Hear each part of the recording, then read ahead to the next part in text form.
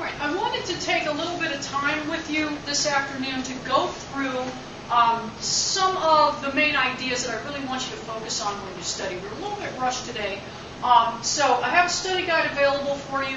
This just kind of pulls together the big picture ideas from this unit just to make sure that when you sit down to study, you've got everything that you need right there with you. I don't want you to leave out any of the really big stuff that you're likely to see questions on. This study guide is available on Blackboard. You might want to go ahead and print it so that you can take some notes on it as I go along. All right. For big picture idea number one, looking at the categories of early man, how do these groups differ and what are their similarities? The very first one that you see up there is physical characteristics. There are some really nice diagrams in your book, and we've also gone through some other materials in class to help you with this. Starting with Ardi, the recent discovery found in Ethiopia, Ardipithecus. We don't know anything about how Ardi lived. We know, however, that she had very long arms.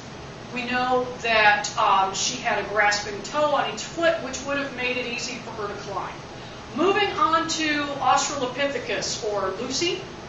We know that Lucy was about 3.5 feet tall. She weighed about 60 pounds, had a small brain, and walked upright. They can tell, scientists can tell, an upright posture from the shape of the bones in the hips to determine how something moved. So this is how they figure it out. Moving on to Homo habilis, we know that Homo habilis also stood upright.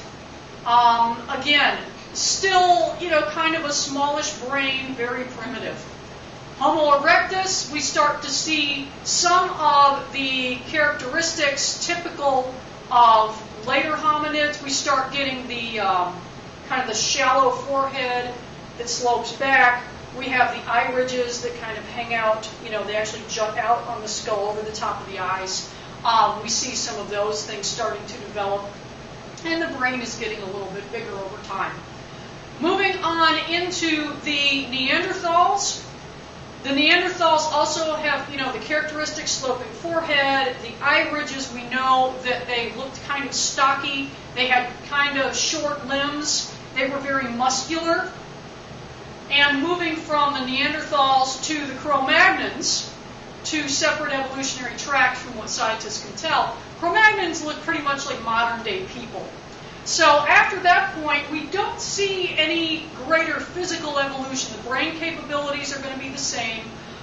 And people today, the biggest difference is that they're going to be on average a lot taller.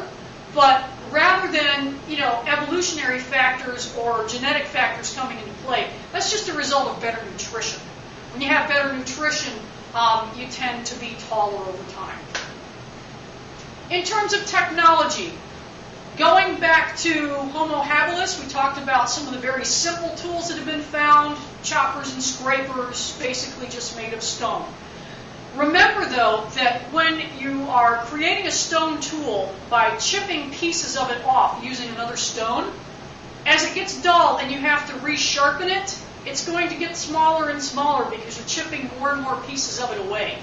So we tend to make assumptions when we find very small, very sharp tools that they had to have been used for specific purposes. Everything that we find in North America we call an arrowhead. They're not necessarily arrowheads. They're just tools that have gotten very small because they've been used and they've been sharpened a lot. So over time we move from very simple choppers and scrapers to the introduction of axes. Later on in the period, we have things like chisels and drills and bows and arrows, and you're going to want to make sure you understand how that progresses over time. Relative time when they lived. If we're talking about Australopithecus, which is the first one in your textbook, Australopithecus, obviously, long time ago. We're talking about a few million years ago. When we move into Homo habilis, Homo erectus, Neanderthals, Cro-Magnons, Neolithic people, you want to remember that the Cro-Magnons and the Neanderthals for a while coexisted. We don't know exactly how long, we don't know exactly when that split into two different evolutionary branches. The guesstimations that I've seen are maybe about 300,000 or 350,000 years ago. Eventually, the Neanderthals are going to die out. The Cro-Magnons will continue. You do need to remember with the Neolithic period that it starts maybe around 8,000, 10,000 BC, depending on what part of the world you're talking about. So for Neolithic people, we want to associate that with the Neolithic period, the Neolithic Revolution, which would have happened a lot later in human evolution than the other groups that we've talked about here.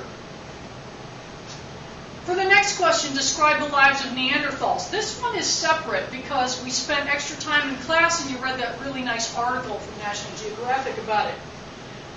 For Neanderthal culture, we know that they buried the dead. We have evidence that they may have had funerals, decomposed flowers that were scattered on top of bodies when they were buried.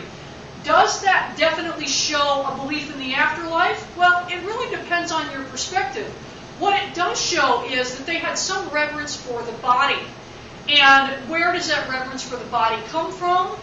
Probably from, some belief that the body was important for some reason. Now, we can't really put anything concrete on that because we don't have written records. Prehistory, no written records. We've got to go with the evidence that we have. In terms of basic needs, food, shelter, and clothing, we know that they were nomadic. We know they were hunters and gatherers. We associate Neanderthals with caves. We know that they blocked off the mouths of the caves. If you want to stop a draft, you put something up over the opening, either with stones, with rocks, maybe with a leather flap over the front to keep the wind out. For clothing, still very simple. Skins and furs, which may have been laced together, but they're not doing any kind of cloth yet. That's going to come much later. They don't have those skills. In terms of technology, we know that they did use things like spears, that they had hunting knives. We know in some parts of the world they did fish. And remember, Neanderthals are a more primitive brain than Cro-Magnons, but that doesn't mean they were stupid.